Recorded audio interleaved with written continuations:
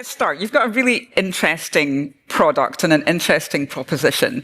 When we had a conversation before, you talked about UBQ and that you use waste, and the smellier, the better, as I understood it from the conversation. So perhaps you can tell us a little bit about, how does it work? Yeah. So we developed a technology that is already deployed at scale, actually with a big plant here in the Netherlands, where we take household waste that is aimed to incineration or landfilling and convert all of it together without the need of separation into a thermoplastic material, which can be used by existing plastic industries to create products that are more sustainable, carbon negative, circular.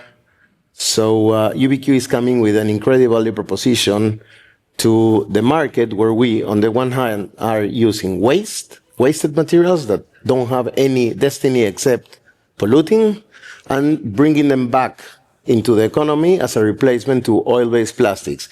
UBQ is made 100% of waste. Plastics are made 100% from oil. So what kind of examples can you give me of where you've implemented that? So where has the plastic been replaced with a UBQ material?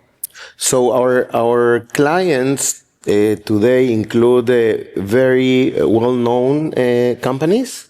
McDonald's is incorporating UBQ material in the plastic trays. Mercedes-Benz is using it for car parts. PepsiCo in transportation pallets. These are some, recognizable names, but then in the plastic industry, you have hundreds, thousands of plastic producers that are doing anything from furniture to construction materials like flooring, roofing, panels, piping, or transportation like pallets, bins, boxes. Everything can be done with UBQ material.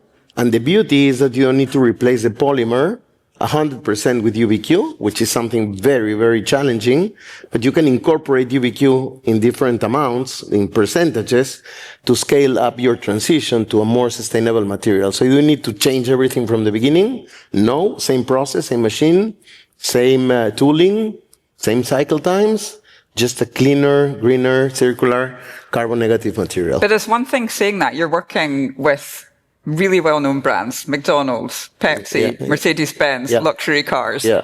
How do you build the trust for them to say, okay, we're going to put this plastic material in our car or use it in a McDonald's, where they are dealing with consumers and where there's a huge reputational risk? Why should they switch from what they're using just now to something that's completely new? First of all, the first challenge was the too good to be true thing. Like, how can you take all these materials together and convert them? I have to say that we take metals and minerals out and send them back to recyclers. So we really keep, the chicken bones, the banana peels, your salad, of course, the mixed plastics, the diapers, and the cardboard and the paper, the pizza with the pizza box and the mozzarella. All of it is part of UBQ material. And, in order to overcome that, you need to really be very sensitive to certifications and validations, going up to the highest quality standards and certifying everything you are delivering, okay? So I'll give you an example. When we did our life cycle assessment, at the beginning, in our pilot plant, we used Quantis, who is a very reputable company. Today, for our plant in the Netherlands, which is in a city, beautiful city here in Bergen op Zoom, it's an 80,000 ton plant. It's a huge plant. We used ERM, who is really the leading LCA practitioner today, and validated it with a company called ERP. So the level of trust that you need from your customers is huge. We have a UL certification for recycled content. Of course, we work with the highest ISO standards and the IATF CAR standard in the processing. Our material is a bio-based USDA certified material. We have certified for as a cradle-to-cradle material. And all these certifications are done by top-tier companies. So when a Mercedes or a McDonald's or all these other companies come to UBQ, they see that we have gone through the most meticulous certifications through the highest end regulatory frameworks and validated the material in a way that they are convinced that it works, that it is safe to use, and it is competitive.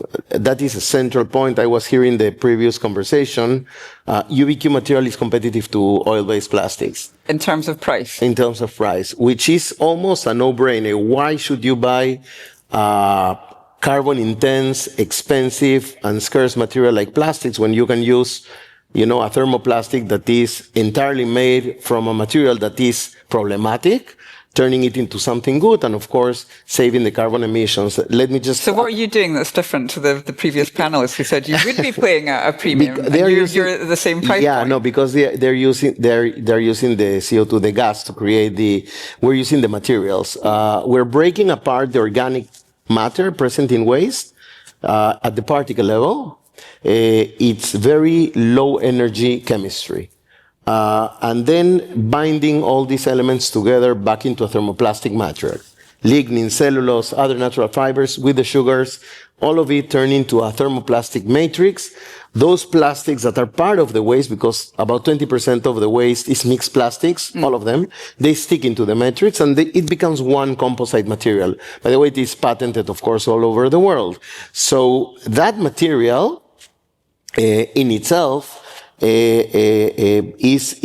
a highly performing material with an incredible footprint. We're saving the landfill or the incineration CO2 emissions or methane emissions. What does that mean? It means that it's not going back to landfill after they've made the product. So if we take Pepsi, for example, and I don't know exactly what you're making, but say you were making a bottle. Yeah. No, what happens not to a bottle. okay. A crate or something like that. A crate, that. let's say. What happens to that at the end of its lifetime? Can that be recycled, or does that then end up on landfill? That's exactly the beauty. It can be recycled. So when we work with durable products, these products tend to remain in the cycle.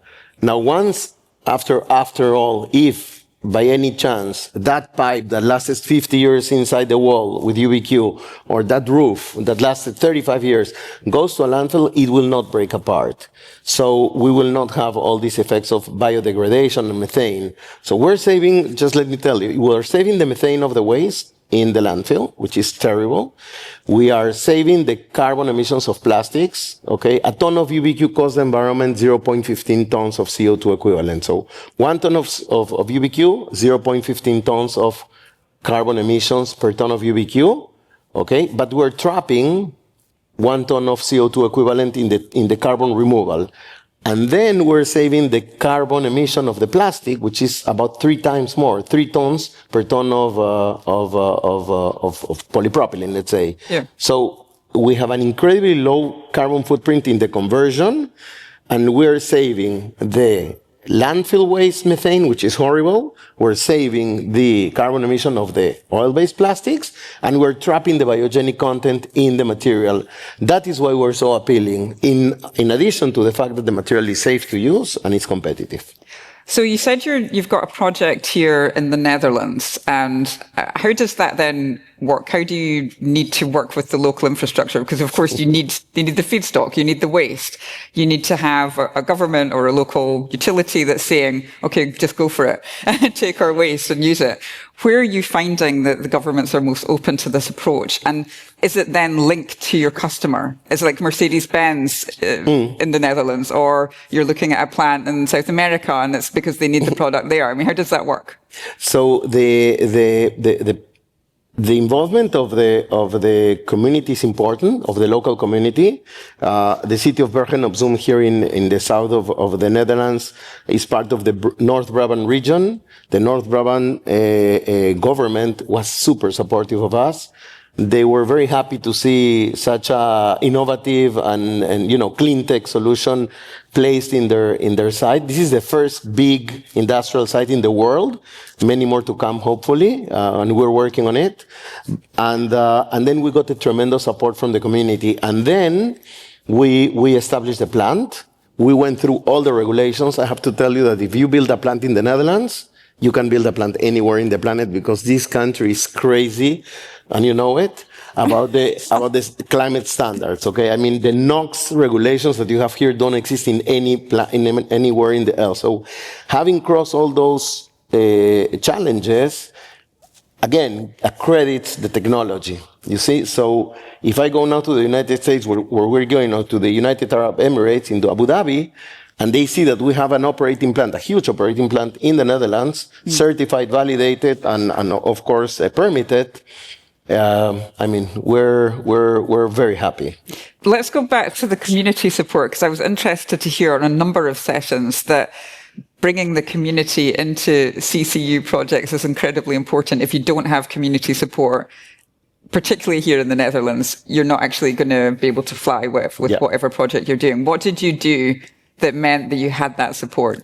So you just told them you were building it, or you involved them in the process? No, we had to involve them in the process, because when you're telling them I'm going to be using household waste to turn it into a thermoplastic, by the way, using low temperatures in a very clean environment, no sludges, no waste, no emissions. I mean, very low emissions. They need to see it, okay? So we had a pilot commercial plant already established, so that they could see it. They really didn't come. They just saw it in films and etc. They got good references. And then they asked for all these certificates. And this is where the value of all these certifications is. It costs money, it's cumbersome, it takes time. But once you have all that portfolio of validations, certifications, then you can cross all these real challenges. Then you have to be commercially viable, and then you have to be a company that establishes extraordinary relationship with its customers, so that they embrace change. Companies love to talk about change, but they have a very difficult time changing. So being part of the change involves a lot of effort and mutual communication. And every sale is, in a way, is a project. But once you start selling to all these companies, then, the neighbor says, okay, if he's doing it, I'm doing it. And same thing happens with the plants. The community today in Bergen op Zoom is extremely well involved. There is a huge SABIC plant down the road. SABIC is a petrochemical. It's very polluting. And yet we're a tiny fraction of pollution of what they're doing. So they're happier with this technology. Of course, we're happy that there are others around, but certainly UBQ has created an incredible traction. When Prime Minister Mark Rutte was in Israel, he definitely came to visit us and talk to us because he was so impressed by what we did. So it feels like a kind of no-brainer for a huge issue like landfill waste. And there are many governments or regions or utilities that are trying to deal with that. Do you have these organizations coming to you and say, we've got a landfill problem, can you start generating a market in our country? Or how does, Yeah. Not the other way around, you've got Mercedes-Benz coming and saying, this is the product we need. They're saying, we've got the landfill waste, can you get rid of it, please? You cannot imagine the amount of countries, cities, islands that turn to us to tell us, please help us with our landfill, okay? But the issue is that it's not enough to have a landfill. We need a market for the material. So that is why we located the first plant in the Netherlands, because the ecosystem here in Europe is very favorable for clean tech technologies and for circular materials. So adopting UBQ in Europe was much easier than, having UBQ being adopted in Texas. Naturally, okay? But now that the factory is there and it's producing, and all these clients in Europe and abroad are using it, well, it's time already to deploy it, and hopefully in some good islands, so we can have some, good vacation there as well. So we're in 2025 now. What do you expect that you will be doing in 2030? How much do you think you'll have scaled by then? We are working already on 3 big-sized plants like we have here in the Netherlands, and we're getting tremendous traction to open up more plants. The company has to grow in a fashionable way. We are very careful on the way we do things. We are aiming to have 5 plants more until 2030. The total amount of UBQ material we would love to have by then is about 1 million tons. That would capture 1 million tons of CO2, but would save 15 times more CO2 from avoidance of emissions in landfills and in plastics. So we are really like a one-stop solution for a circular material. And one thing that is important, it comes from the morning, the extraction of new materials to create products is extremely expensive. We're not extracting. We're using something which is a burden, a hazard, and creating a material okay, that can be adopted by, so we have created a new natural resource. From smelly stuff. Exactly. That's great. From chicken bones. Exactly. Chicken bones, yeah. Are there any questions from the floor? Anyone like to share? Yeah, is that a hand up? No? Okay, no, it's just the finger raising. So let's talk again about some of the initiatives you're talking about, the little islands where you see this actually happening. Are you telling them, okay, this is great, we're going to be here in 2030, but if you want it to happen faster than that, can you start bringing your key industries or key players in your countries to the table? If you're doing things in the United Arab Emirates, they tend to be very good at generating these kind of cross-sectoral collaboration. How do you find that? The beauty in the United Arab Emirates is it's a country, they have defined a roadmap, a very clear roadmap to become a zero carbon emission country sooner than anyone else in the planet, and they're doing it. I mean, these guys are doing it. And by the way, they have established the first national carbon trading platform in the world. The law was passed on the 24th of December. They're very serious, and they really are committed to drop their carbon emissions and to use clean technologies. So, they're doing everything right to have us there, and we're very happy working with them. So we can really help their petrochemical industry to become greener, to transition into a greener future. We're not asking people to change everything. We're telling them, go slowly. Use 10% UBQ, use 20% UBQ in your existing product. Start shifting, and then eventually, there will be machines and molds and processes that will use 100% UBQ, but this is down the road when we will become really a very well-known corporation. So I do hope we will be there because it's good for us and it's good for the planet. And so what point the Mercedes someone's driving is 20% UBQ? No, in some of their car parts they can use 20%. Absolutely. Right. Oh yeah. And in panels, flooring, and roofing, we're getting to 40 to 60% UBQ. So we become the dominant material.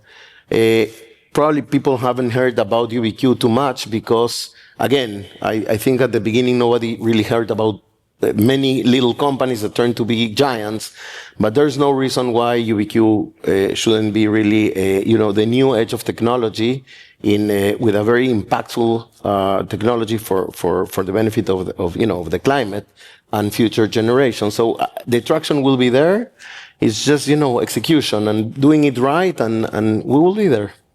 You will hear about UBQ quite a lot.